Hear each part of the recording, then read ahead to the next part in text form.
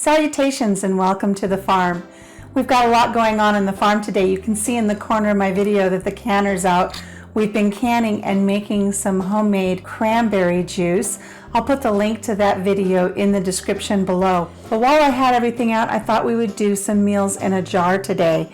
My husband and I taste tested one of our meals in a jar the other day for Christmas morning. It was very good. So I'm going to show you how we put all of that together today. So what we're making is funeral potatoes in a jar, shelf stable for 10 to 15 years.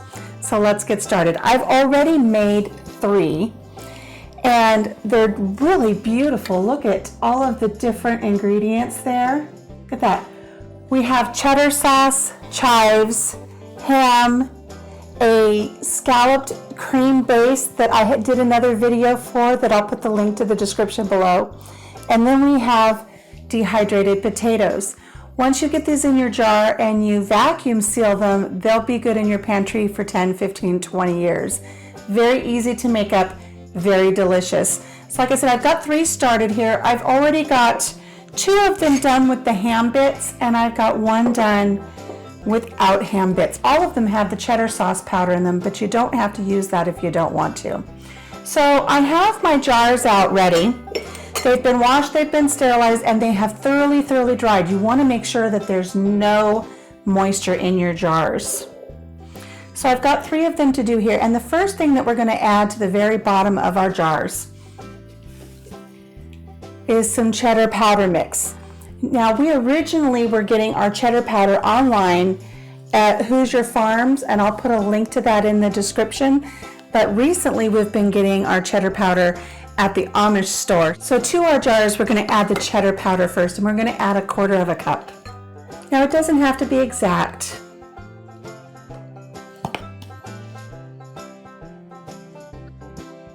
Now, once you have that in the bottom of your jars, just give it a little shake, make sure that it all goes down to the bottom. You want a nice level layer. So next we're going to add chives. You want dried chives. This is another item that we picked up the other day at our Amish market haul. And you're going to want to add 2 tablespoons to each jar.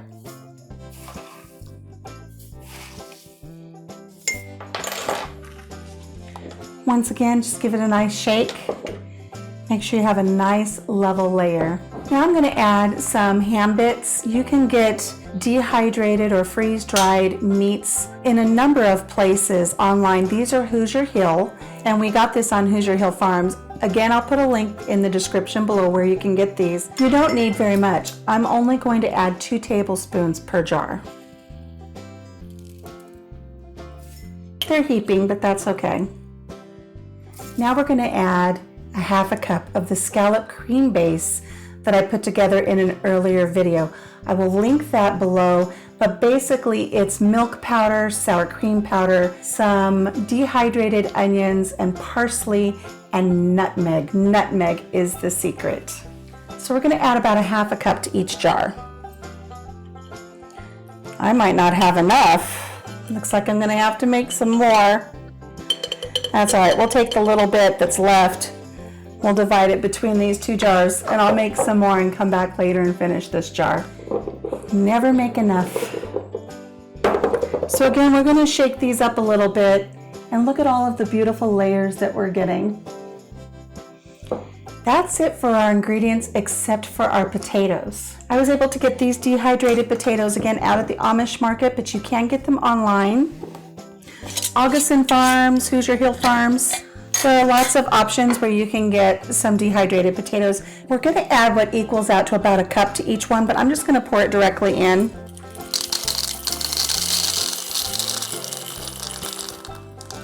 Using my funnel. And it's okay if the funnel gets a little full because you're just going to shake that down until you get it just right to the top.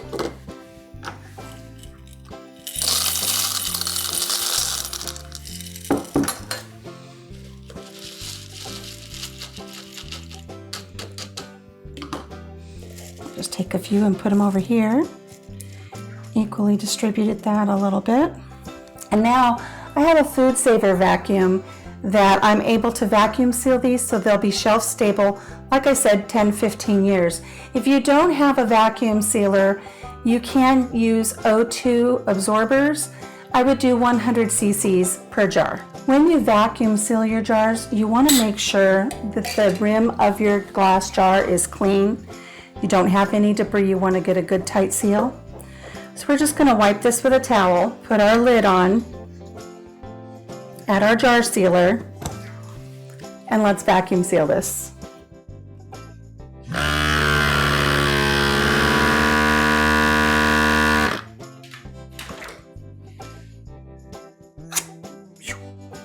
That one is sealed.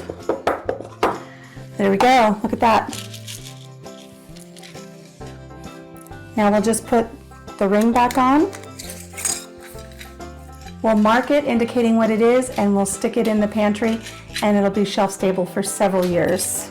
So I've got more powder base to make, but today I was able to put 5 meals up in pint jars. Once you get these on the pantry shelf and you decide to go ahead and use them, it couldn't be simpler.